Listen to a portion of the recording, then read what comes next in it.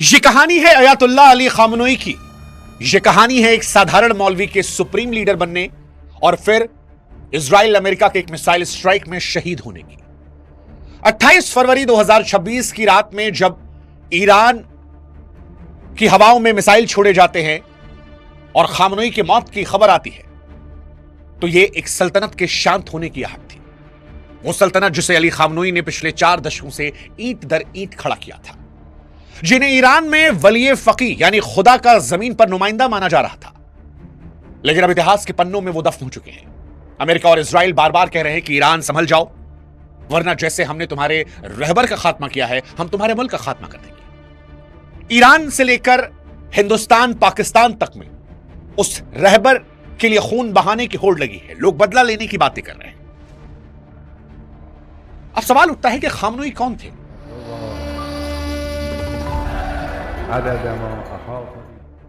और क्यों ऐसा है कि चाहे वो तेहरान हो, चाहे वो कश्मीर हो, लखनऊ हो, पाकिस्तान में लाहौर रावलपिंडी हो, ऐसा क्या है खामनोई के अंदर कि लोग उनके लिए मरने मिटने को तैयार हैं। हालांकि खामनोई की जिंदगी का एक पहलू और भी है। दुनिया का एक हिस्सा ऐसा भी है जो उनकी मौत पर जश्न मना रहा है। ईरानी भी जश्न मना रहे हैं। 86 साल के बुजुर्ग मौलवी की मौत से वो खुश हैं और इसीलिए आज हमको लगा कि आज कहानी सुनाए खामनोई की कि कौन था वो लड़का जो मशहद की धूल भरी गलियों में एक साधारण मौलवी घर पैदा हुआ और फिर दुनिया के 5 सबसे शक्तिशाली इंसानों की फहरिस्त में शुमार हो गया। कैसे उस दौर के आजाद ख्याली मॉडलिंग वाले ईरान में पले बड़े खामनोई ने धर्म और राजनीति को आपस में जोड़कर एक ऐसा साम्राज्य खड़ा किया जिसने परमाणु बम की जिद में आज अपने देश को कंगाल किया, खुद को शहीद किया और अब उनके नाम पर विश्व युद्ध की आहट जो है वो नजर आ रही है। आज कहानी खामनोई की जिसने ईरान का भूगोल और इतिहास हमेशा के लिए बदल दिया। खामनोई की कहानी समझने के लिए आपको इतिहास में चलना पड़ेगा। इतिहास में जाने से पहले हमारी आपसे गुजारिश है कि हमारे व्हाट्सएप चैनल से आप जरूर जुड़िएगा ताकि इजराइल ईरान का जो युद्ध है उससे जुड़ी हर छोटी बड़ी जानकारी हम आप तक सबसे पहले और सही पहुंचा सकें। अब शुरुआत करते हैं शुरू से, मशहद के गलियों से, वो शायरी से जब एक मौलवी शायर बन रहा था। 19 अप्रैल साल 1939 मशहद का वो इलाका जहां वक्त ठहरा हुआ था। सैयद जावेद खामनोई के घर जब अली का जन्म हुआ तो घर में सिर्फ कुरान की आयतें और सादगी का साया था। जिस ईरान में खामनोई बड़े हो रहे थे वो आज के ईरान से बिल्कुल अलग था। पेरिस और लंदन जैसा चकाचौंध भरा था। शाह मोहम्मद रजा पहलवी के राज में मॉडलिंग, नाइट क्लब और वेस्टर्न कपड़ों का बोलबाला था। खामनोई अपनी किताब सेल नंबर 14 में लिखते हैं कि जब वो 4 साल की उम्र में मकतब जाते तो उनके छोटे छोटे पैरों में पुरानी जूतियां होती और हाथों में धार्मिक किताबें। बाहर की दुनिया में मखमल और शराब का दौर था, लेकिन उस घर में सन्नाटा और इबादत थी। जब वे अपनी पारंपरिक पोशाक पहनकर बाहर निकलने लगे तो आधुनिक बच्चे उन्हें अखुंद कहकर चढ़ाते। यही वो अपमान था जिसने उनके अंदर शाह के मॉडर्न ईरान के खिलाफ नफरत के बीज बोई। हालांकि यहां एक विरोधाभास भी है। यह सख्त मौलवी अंदर से एक शायर था। जेल की अंधेरी रातों में खामनोई अक्सर अपनी तन्हाई को गजलों में पिरोते थे। वो मशहद के उन चुनिंदा मौलवियों में से थे जो बड़े बड़े कवियों और साहित्यकारों के साथ बैठकर कला पर चर्चा करते। लेकिन विडंबना देखिए कि जो हाथ जेल में कोमल गजलें लिख रहे थे वही हाथ सत्ता में आते उन कलाकारों की जुबान काटने का हुक्म देने लगे। वे अक्सर रात के अंधेरे में अपनी डायरी में ऐसी बातें लिखते जो राजनीतिक छवि के उलट थी, लेकिन सत्ता की कुर्सी पर बैठते ही उनकी वो कोमलता एक फौलादी कट्टरपंथ में तब्दील हुई और कला उनके लिए वही रह गई जो शायद उनकी राजनीतिक सोच में फिट हो रही थी। खामनोई की जिंदगी का सबसे महत्वपूर्ण दौर था साल 1989 की क्रांति की आग। 11 साल की उम्र में मौलवी बन चुके खामनोई जब कोम शहर पहुंचे जो शिया इस्लाम का सबसे बड़ा केंद्र था, तो उनकी मुलाकात अयातुल्लाह रुहुल्लाह खोमैनी से हुई। खोमैनी उस समय शाह की नीतियों के सबसे बड़े दुश्मन थे। उनका यह मानना था कि इस्लाम और सियासत एक ही सिक्के के 2 पहलू हैं और उन्हें अलग करना खुदा का अपमान है। खोमैनी खोमैनी के ऐसे मुरीद बने कि उन्होंने अपनी पूरी जवानी जेलों और विद्रोह के नाम कर दी। कोड़े खाए, यातनाएं झेली, लेकिन कभी पीछे नहीं हटे। वे रात रात भर जाकर शाह के खिलाफ पर्चे लिखते, मस्जिदों के बाहर बांटते। फरवरी 1989 में जब शाह की हुकूमत ताश के पत्तों की तरह ढह गई और खोमैनी पेरिस से वापस लौटे तो खामनोई उनके राइट हैंड बन चुके थे। उन्होंने ही इस्लामिक रिवॉल्यूशनरी गार्ड कोर यानी IRGC की नींव रखने में बड़ी भूमिका निभाई, जिसका असली मकसद देश की सुरक्षा नहीं बल्कि उस कुर्सी और क्रांति की हिफाजत करना था जो बड़ी मुश्किल से हासिल की थी। और यहीं से शुरू होता है वो सफर जिसने एक साधारण मौलवी को ईरान का सबसे बड़ा सुल्तान बनाया। खामनोई के शासन का सबसे काला और रोंगटे खड़े कर देने वाला हिस्सा जो है वो साल 1988 में देखने को मिला, जो नरसंहार था। दरअसल उस समय ईरान और इराक का युद्ध खत्म हो रहा था और जेल राजनीतिक कैदियों से लबालब भरी थी। खुमैनी ने एक सीक्रेट फतवा जारी किया कि जो भी शासन के खिलाफ है उसे खत्म कर दो। खामनोई तब देश के राष्ट्रपति थे और उनकी निगरानी में एक डेथ कमीशन बनाया गया। ये कहते हैं कि उन रातों में तेहरान की जेलों में फांसी देने वाली रस्सी कम पड़ गई थी। ट्रकों में भर भर कर लाशों को शहर से बाहर ले जाया जा रहा था और हवा में सिर्फ सिसकियां और बारूद की महक थी। कोई गवाह नहीं बचा था, बस वो चीखें थी जो आज भी दीवारों में दफन है। महज कुछ हफ्तों में 5,000 से ज्यादा लोगों को मौत के घाट उतार दिया गया। इनमें गर्भवती महिलाएं, 15-16 साल के वो बच्चे भी थे जिन्होंने सिर्फ बेहतर भविष्य का सपना देखा था। खामनोई ने इसे गद्दारों के लिए खुदा का इंसाफ करार दिया। उनकी क्रूरता ने उन्हें खुमैनी का उत्तराधिकारी बनने का वो पक्का रास्ता दे दिया जिससे अब पीछे हटना नामुमकिन था। और यहीं पर आता है वो फतवा जिसका बदला दशकों बाद लिया गया, सलमान रुश्दी के खिलाफ फतवा। साल 1989 में जब अयातुल्लाह खुमैनी की मौत हुई और खामनोई सुप्रीम लीडर बने तो अपनी वैश्विक ताकत दिखाने के लिए सलमान रुश्दी की किताब द सैटेनिक वर्सेस के खिलाफ मौत के फतवे को और भी सख्ती से दोहराया। पूरी दुनिया इस फैसले से दंग रह गई थी। ये वो दौर था जब खामनोई ने साबित किया कि उनकी ताकत सिर्फ ईरान के भूगोल तक सीमित नहीं बल्कि 7 समंदर पार बैठे किसी भी शख्स की किस्मत का फैसला वो कर सकते हैं। इस फतवे ने उन्हें पूरी मुस्लिम दुनिया में कट्टर और रक्षक लीडर के तौर पर स्थापित किया। दुनिया को संदेश दिया कि इस्लाम का अपमान करने वाला कहीं भी सुरक्षित नहीं है और इसीलिए शायद ये फतवा कागजों तक सीमित नहीं रहा। दुनिया भर में हिंसा की ऐसी दौड़ चली कि बेगुनाहों की जान गई। रुश्दी किताब का अनुवाद करने वाले जापानी अनुवादक इगारशी की चाकू मारकर हत्या की गई, तो वहीं इतालवी अनुवादक और नॉर्वेजियन प्रकाशक पर भी जानलेवा हमले हुए। सलमान रुश्दी को कई सालों तक पुलिस प्रोटेक्शन में गुमनामी की जिंदगी जीनी पड़ी। उन्हें लगा कि वक्त के साथ ये नफरत ठंडी पड़ गई, लेकिन खामनोई के शासन में इस फतवे को कभी वापस नहीं लिया गया, बल्कि समय समय पर रुश्दी के सिर पर इनाम की राशि बढ़ाई गई। इस नफरत का सबसे खौफनाक मंजर 33 साल बाद 12 अगस्त 2022 को न्यूयॉर्क में दिखाई पड़ा, जब एक सभा के दौरान हादी मतर नाम के एक शख्स ने मंच पर चढ़कर सलमान रुश्दी पर चाकू से ताबड़तोड़ हमला कर दिया। रुश्दी की एक आंख गई और मौत के मुंह से बाल बाल बचे। इस हमले ने पूरी दुनिया को याद दिलाया कि खामनोई ने दशकों पहले जो मौत का बीज बोया था उसकी जड़ें कितनी गहरी थीं।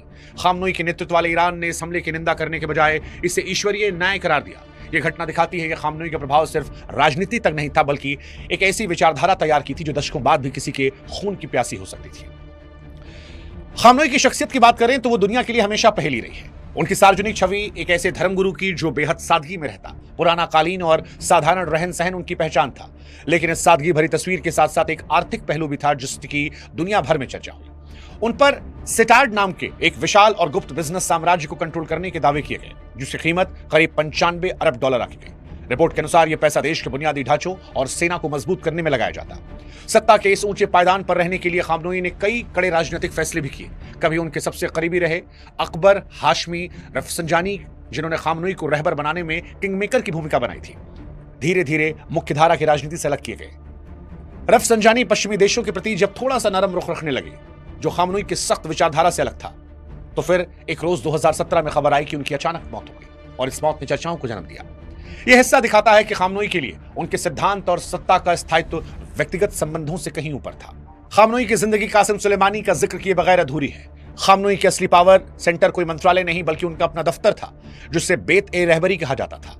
यहां करीब 2000 से ज्यादा वफादार अधिकारी काम करते थे, जो सीधे खामनोई को रिपोर्ट करते और जिनके सामने ईरान की संसद भी कुछ नहीं कर सकती थी।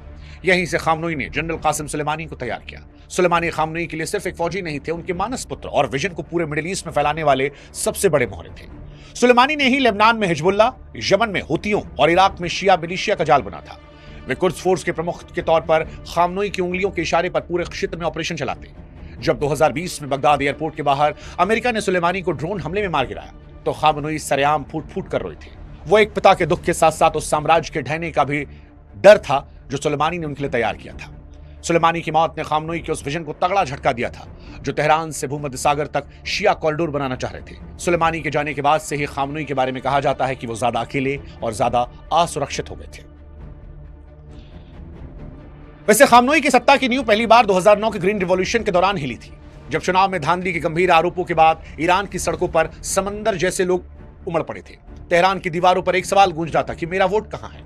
लाखों युवाओं महिलाओं ने जब सड़कों पर उतरकर हक मांगा, तो खामनोई ने जुमे की नमाज में एक ऐसा ऐतिहासिक भाषण दिया जिसने दुनिया के रोंगटे खड़े कर दिए।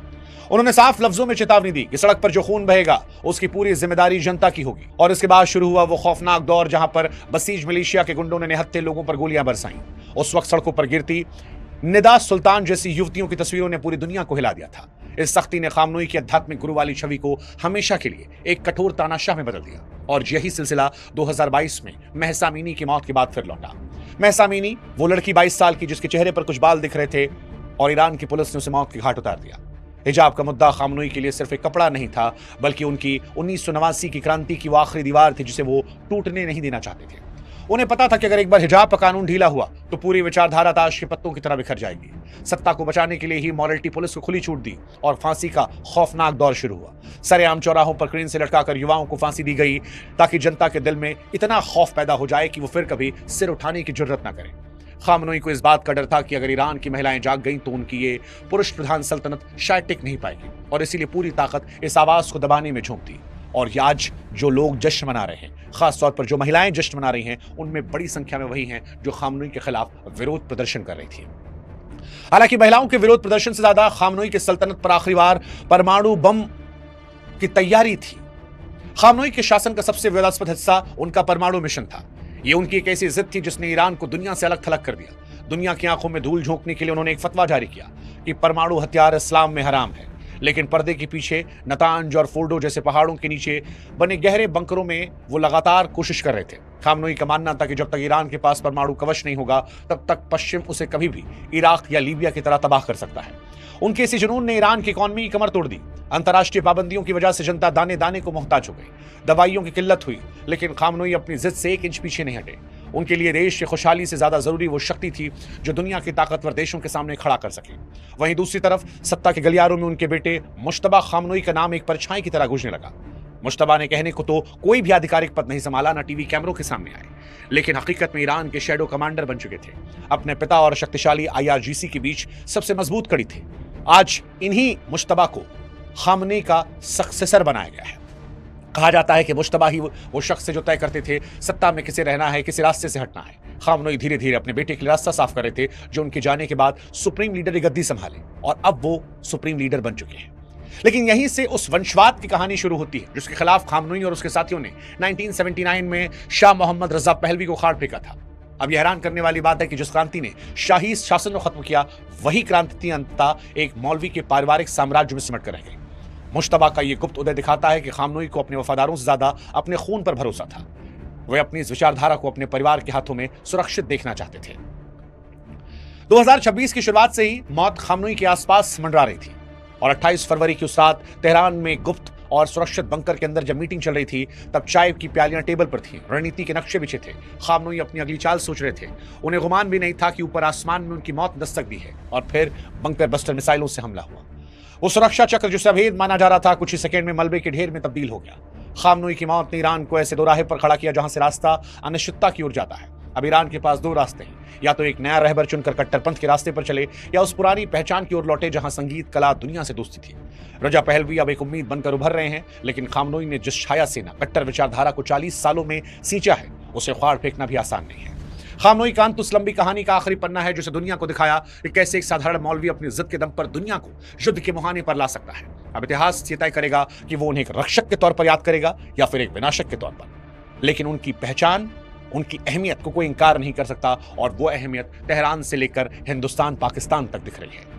लेकिन सवाल ये कि उनकी ये दस्ता सत्ता और सिद्धांतों की क्या सबसे बड़ी गवाही बनेगी या फिर विनाशक के तौर पर एक पहचान। ये कहानी खामनोई की थी। ये कहानी आपने सुनी। इस